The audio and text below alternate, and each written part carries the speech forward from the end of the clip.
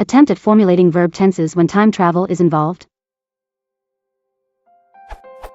The Hitchhiker's Guide to the Galaxy has an amusing section on the problems associated with verb tenses when time travel is involved.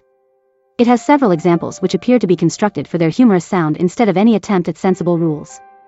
You can arrive, mine arrivin' on when, for any sitting you like without prior, late for when, reservation because you can book retrospectively, as it were, when you return to your own time, you can have on book haventa for when presuning returning when to retro home.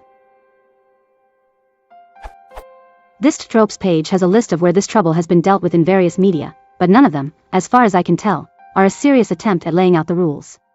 Do you know of any reference where someone has laid out what various verb tenses would even be useful and or named based on various points of view from a non-linear timeline between speaker and recipient who have experienced time differently?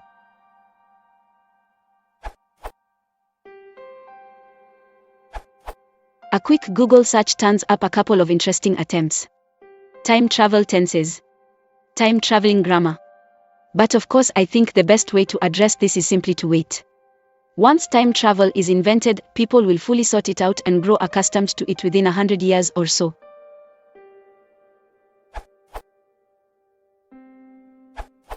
Those of me in the future were frustrated with having been seeing this question so many past times.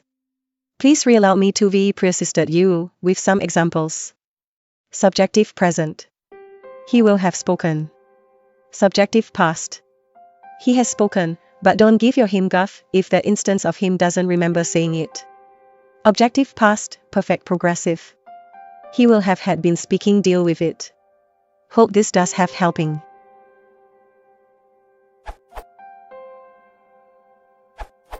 Pasts. I had an event occurring prior to the jump. I had an event occurring at the moment of the jump. I will have an event occurring after the jump, before now. Futures. I will have had an event occurring prior to the jump, after now. I will have an event occurring at the moment of the jump. I will have an event occurring after the jump. Full documentation. This URL.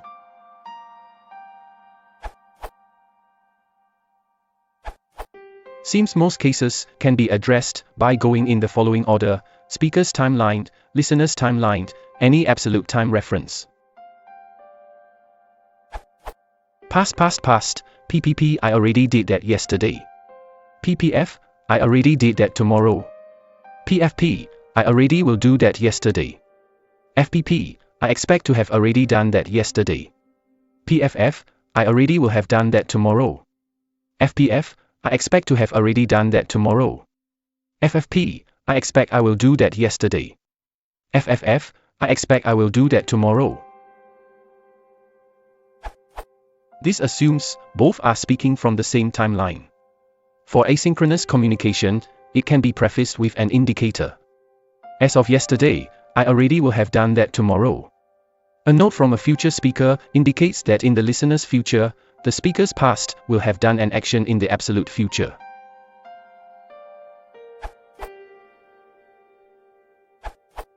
Actually, you only need a standard reference on verbal syntax and semantics, be it English or some other language, since the case is already accounted for in language. The future perfect tense is specifically crafted for this, as it relates to actions already ongoing and or completed from the vantage point of some time in the future.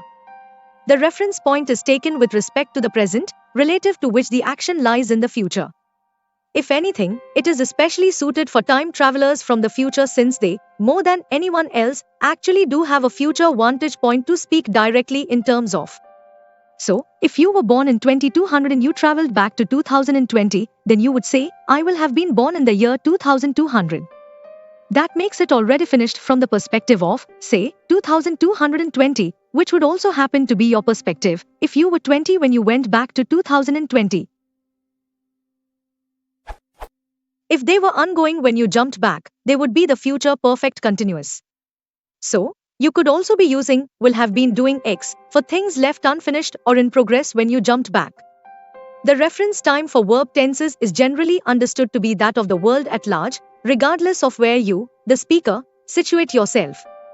So, if your yesterday is our tomorrow, then your events are in the future perfect, until you return back to the future, after which they become the perfect.